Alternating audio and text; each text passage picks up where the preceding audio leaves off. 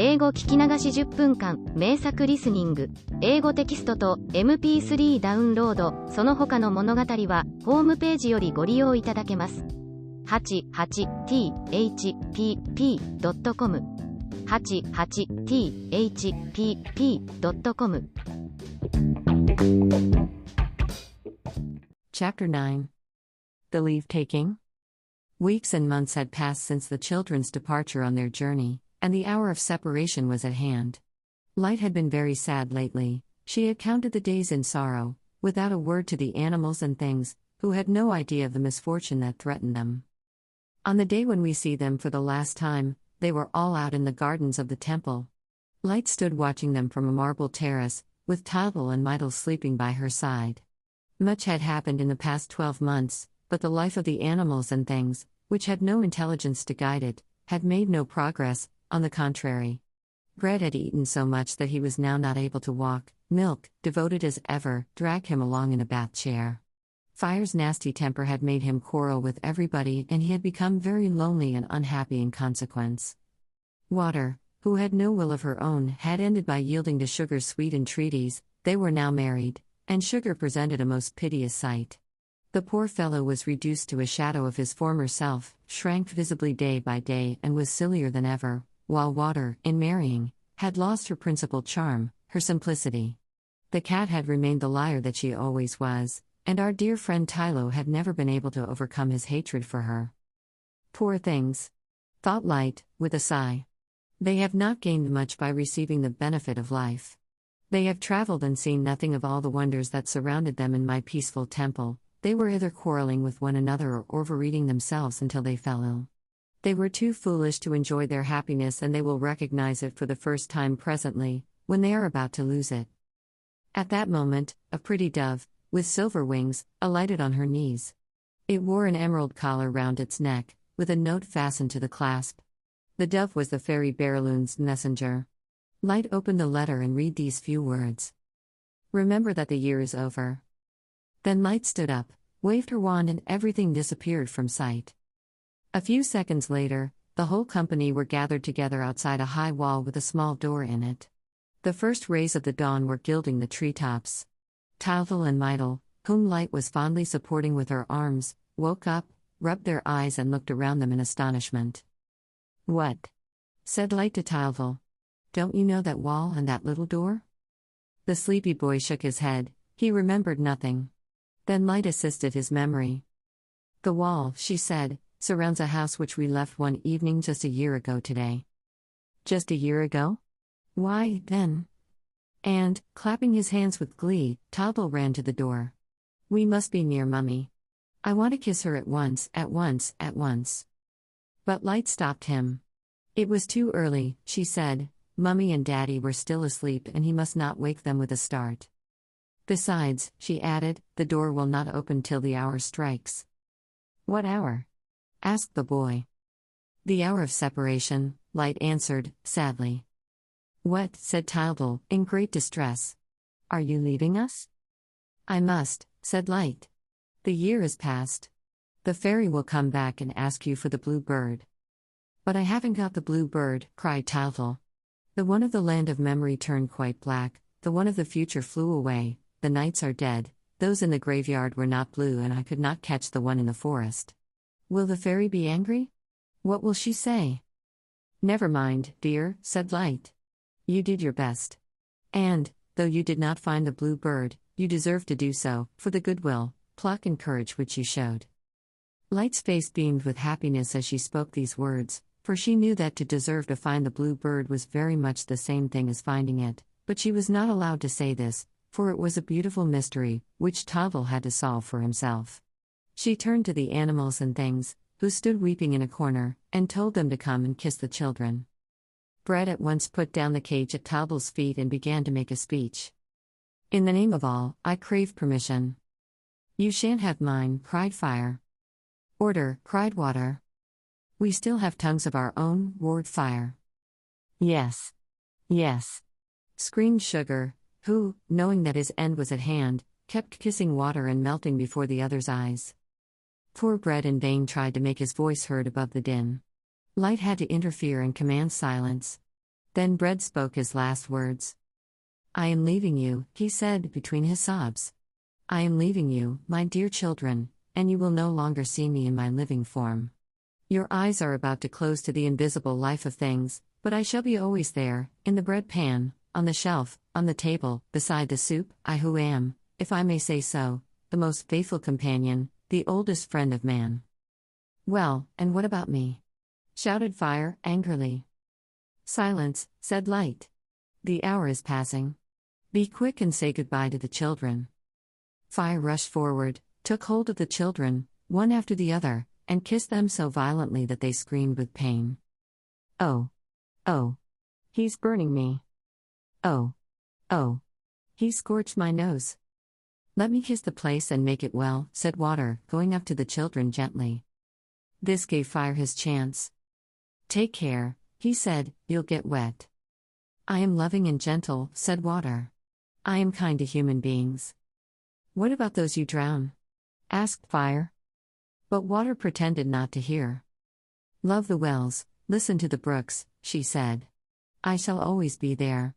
When you sit down in the evening, beside the springs, try to understand what they are trying to say. Then she had to break off, for a regular waterfall of tears came gushing from her eyes, flooding all around her. However, she resumed. Think of me when you see the water bottle. You will find me also in the ewer, the watering can, the cistern and the tap. Then Sugar came up, with a limping walk, for he could hardly stand on his feet. He uttered a few words of sorrow, in an affected voice and then stopped, for tears, he said, were not in harmony with his temperament. Humbug, cried Bread. Sugar plum. Lollipop. Caramel. Yelped Fire. Closely pursued by the dog, who overwhelmed her with bites, blows and kicks. And all began to laugh, except the two children, who were very sad. Where are Tylet and Tylo gone to? Asked our hero. At that moment, the cat came running up, in a terrible state. Her hair was on end and disheveled, her clothes were torn and she was holding a handkerchief to her cheek, as though she had the toothache. She uttered terrible groans and was closely pursued by the dog, who overwhelmed her with bites, blows and kicks. The others rushed in between them to separate them, but the two enemies continued to insult and glare at each other. The cat accused the dog of pulling her tail and putting tin tacks in her food and beating her. The dog simply growled and denied none of his actions. You've had some, he kept saying, you've had some and you're going to have some more. But, suddenly, he stopped and, as he was panting with excitement, it could be seen that his tongue turned quite white. Light had told him to kiss the children for the last time. For the last time? Stammered poor Tylo. Are we to part from these poor children? His grief was such that he was incapable of understanding anything. Yes, said Light. The hour which you know of is at hand. We are going to return to silence. Thereupon the dog, suddenly realizing his misfortune, began to utter real howls of despair and fling himself upon the children, whom he loaded with mad and violent caresses. No. No, he cried. I refuse. I refuse. I shall always talk. And I shall be very good. You will keep me with you and I shall learn to read and write and play dominoes. And I shall always be very clean. And I shall never steal anything in the kitchen again. He went on his knees before the two children, sobbing and entreating, and, when Tylo, with his eyes full of tears, remained silent, dear Tylo had a last magnificent idea. Running up to the cat, he offered, with smiles that looked like grins, to kiss her. Tylet, who did not possess his spirit of self-sacrifice, leapt back and took refuge by Mydle's side. Then Mydle said, innocently, You, Tylet, are the only one that hasn't kissed us yet. The cat put on a mincing tone. Children, said she, I love you both as much as you deserve. There was a pause. And now, said Light, let me, in my turn, give you a last kiss. As she spoke, she spread her veil round them as if she would have wrapped them for the last time in her luminous might. Then she gave them each a long and loving kiss. Tylo and Mydle hung on to her beseechingly. No, no, no, Light, they cried. Stay here with us. Daddy won't mind. We will tell Mummy how kind you have been. Where will you go all alone? Not very far, my children, said Light. Over there to the land of the silence of things. No, no, said Tylo. I won't have you go. But Light quieted them with a motherly gesture and said words to them which they never forgot. Long after, when they were a grandfather and grandmother in their turn, Tildel and Meitel still remembered them and used to repeat them to their grandchildren. Here are Light's touching words. Listen, Tildel. Do not forget, child, that everything that you see in this world has neither beginning nor end. If you keep this thought in your heart and let it grow up with you, you will always, in all circumstances, know what to say, what to do and what to hope for. And, when our two friends began to sob, she added, lovingly, do not cry, my dear little ones. I have not a voice like water, I have only my brightness, which man does not understand. But I watch over him to the end of his days. Never forget that I am speaking to you in every spreading moonbeam, in every twinkling star, in every dawn that rises, in every lamp that is lit, in every good and bright thought of your soul.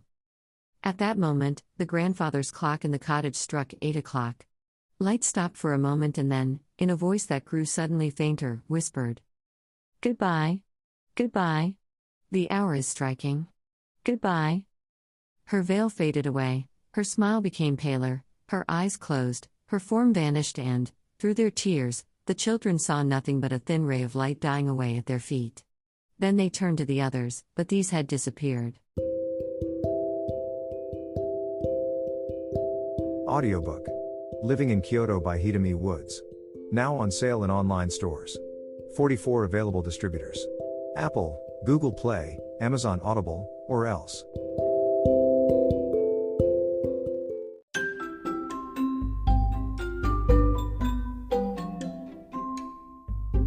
大好評。ヒデミウッズがデザインしたとってもかわいいオリジナルグッズが手に入る。トートバッグ、缶バッジ、ステッカー、T シャツ、トレーナー、パーカー、文具、その他いろいろ、エリゼン .com で見てみてね。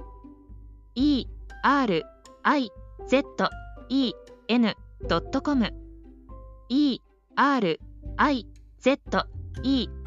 erizen.com エリゼン .com。